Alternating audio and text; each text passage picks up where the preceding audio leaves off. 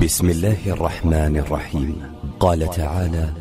ومن أحسن قولا ممن دعا إلى الله وعمل صالحا وقال إنني من المسلمين. السلام عليكم ورحمة الله وبركاته. الحمد لله رب العالمين، والصلاة والسلام على أشرف الأنبياء والمرسلين نبينا محمد وعلى آله وصحبه أجمعين ومن تبعهم بإحسان إلى يوم الدين. محترم ناظرین اور سامعین، آج کے اس درس میں محرم سے متعلق گفتگو ہوگی کہ محرم کا روزہ ہم کب اور کیوں رکھیں. لیکن اس پہ گفتگو کرنے سے پہلے مناسب یہ ہے کہ ہم محرم کے مہینے کے بارے میں یہ جان لیں کہ اسلام کے اندر اس کا کیا مقام ہے. محرم کا مہینہ عربی سال کے مہینوں میں سے سب سے پہلا مہینہ ہے، اور یہ 4 حرمت والے مہینوں میں سے ایک مہینہ ہے جن کے اندر اللہ تبارک و تعالیٰ نے اپنے اوپر ظلم و زیادتی سے منع کیا ہے. چنانچہ فرمان باری تعالیٰ ہے: فَلَا تَظْلِمُوا فِيهِنَّ أَنفُسَكُمْ، کہ ان مہینوں کے اندر اپنے نفس کے اوپر ظلم و زیادتی مت کرو. ویسے تو سارے مہینوں کے اندر ظلم و زیادتی منع ہے، لیکن خصوصیت کے ساتھ ان مہینوں کی اہمیت کے پیش نظر ان کے اندر ظلم و زیادتی سے منع کیا گیا. اسی طریقے سے یہ رمضان کے بعد سب سے افضل ترین مہینہ ہے. اس سلسلے میں نسائی کی روایت ہے جسے ابو ذر رضی اللہ تعالی عنہ نے نبی کریم صلی اللہ علیہ وسلم سے روایت کی ہے کہ انہوں نے نبی کریم صلی اللہ علیہ وسلم سے پوچھا: ای اللیل خیر و ای الاشہر افضل، کہ سب سے بہتر رات کون سا ہے، یعنی رات کا سب سے بہتر حصہ کون سا ہے اور سب سے بہتر مہینہ کون سا ہے. تو آپ صلی اللہ علیہ وسلم نے فرمایا: خیر اللیل جوفہ، کہ رات کا سب سے بہتر حصہ بیچ والا حصہ ہے. وَأَفْضَلُ الْأَشْهُرِ شَهْرُ اللَّهِ الَّذِي تَدْعُونَهُ الْمُحَرَّمُ، سب سے بہترین مہینہ جو ہے اللہ کا مہینہ ہے جسے تم محرم کہا کرتے ہو. ابن رجب رحمہ اللہ نے اس حدیث کے اندر یہ بات کہی ہے کہ یہ حدیث جو ہے، افضلیت جو ہے، یہ رمضان کے بعد سب سے بہتر مہینے کے اوپر محمول ہے. یعنی رمضان کے بعد یہ سب سے بہتر مہینہ ہے، جیسا کہ ایک مرسل روایت کے اندر اس کا تذکرہ آتا ہے. اسی طریقے سے جو ہے محرم کے مہینے کے اندر سب سے بہترین نفل عبادت یہ ہے کہ بندہ زیادہ سے زیادہ روزے رکھے. اور اس سلسلے میں صحیح مسلم کی روایت ہے، ابو ہریرہ رضی اللہ تعالی عنہ سے مروی ہے کہ نبی کریم صلی اللہ علیہ وسلم نے فرمایا: افضل الصیام بعد رمضان شہر اللہ المحرم وافضل الصلاة بعد الفریضہ صلاة اللیل،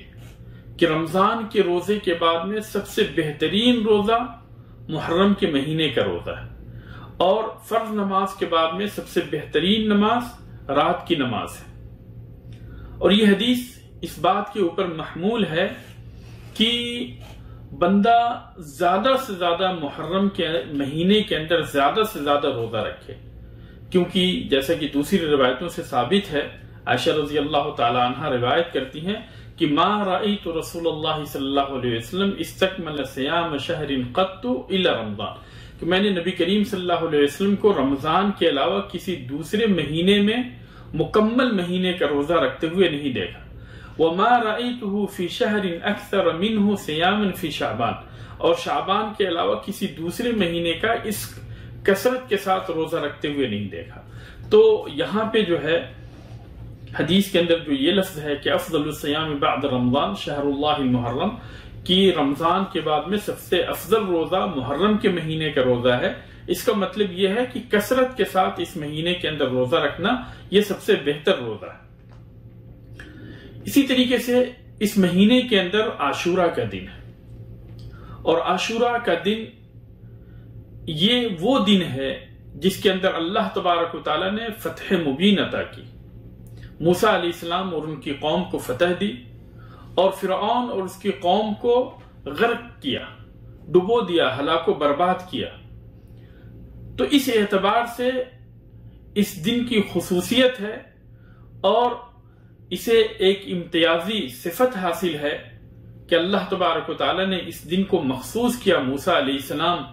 اور ان کی قوم کو فتح دینے کے لیے، اور فرعون اور اس کی قوم کو غرق کرنے کے لیے، ڈبونے کے لیے۔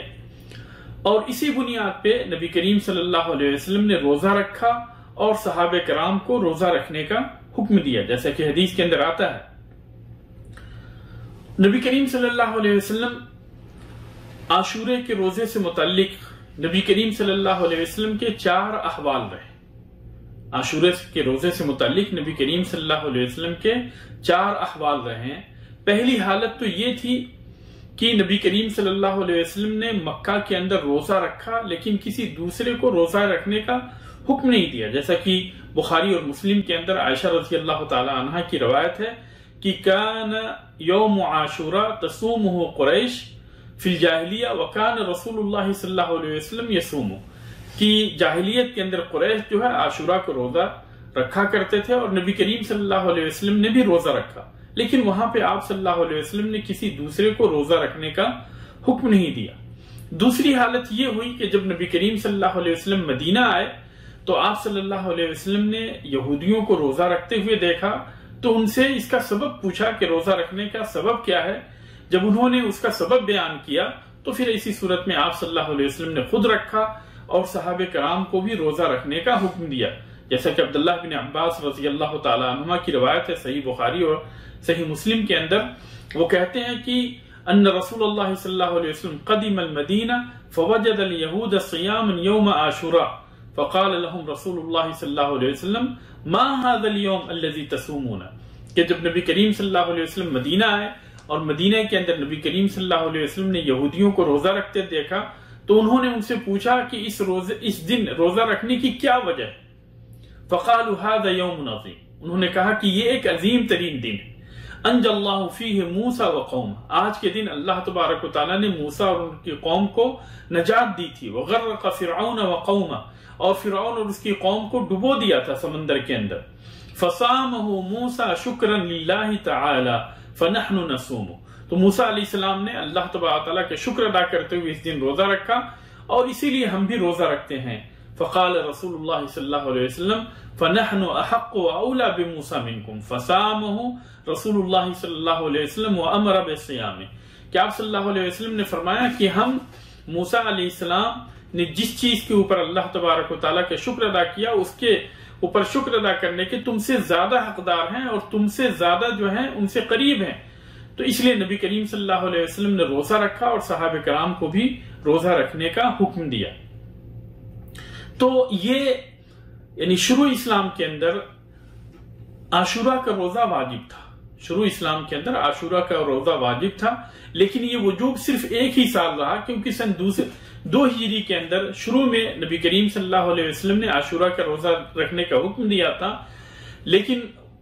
بعد میں رمضان کی فرضیت نازل ہو گئی، اسی سال بعد میں رمضان کی فرضیت نازل ہو گئی، تو جب رمضان کی فرضیت نازل ہو گئی تو اس کی فرضیت باقی رہی اور اس کی فرضیت جو ہے عاشورہ کے روزے کی فرضیت یہ ختم ہو گئی، اور پھر اس کے بعد میں مستحب رہا کہ جو چاہے رہے اور جو چاہے نہ رہے۔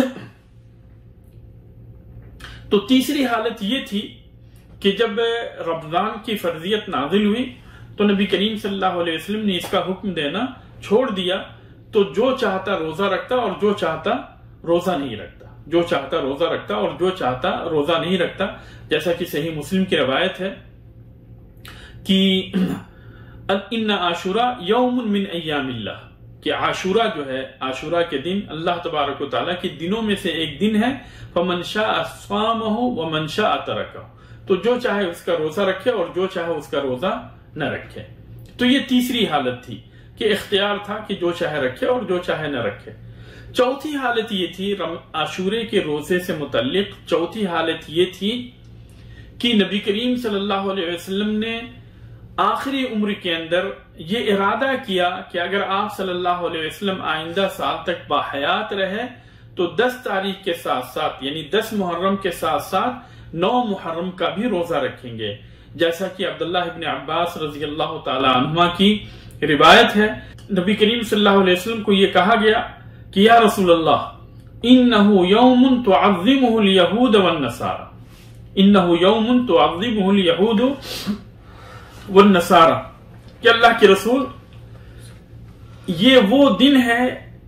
جس کی یہود اور نصارہ تعظیم کیا کرتی۔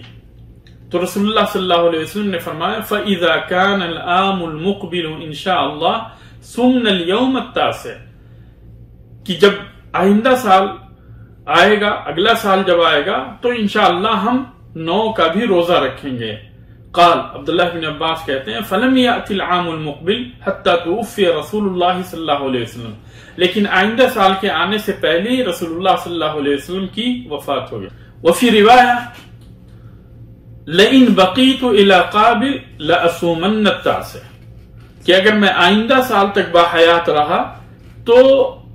9 تاریخ کا بھی روزہ رکھوں گا۔ تو یہ چوتھی حالت تھی کہ آپ صلی اللہ علیہ وسلم نے 10 تاریخ کے ساتھ ساتھ 9 تاریخ کے روزے رکھنے کا بھی آپ نے عزم کیا۔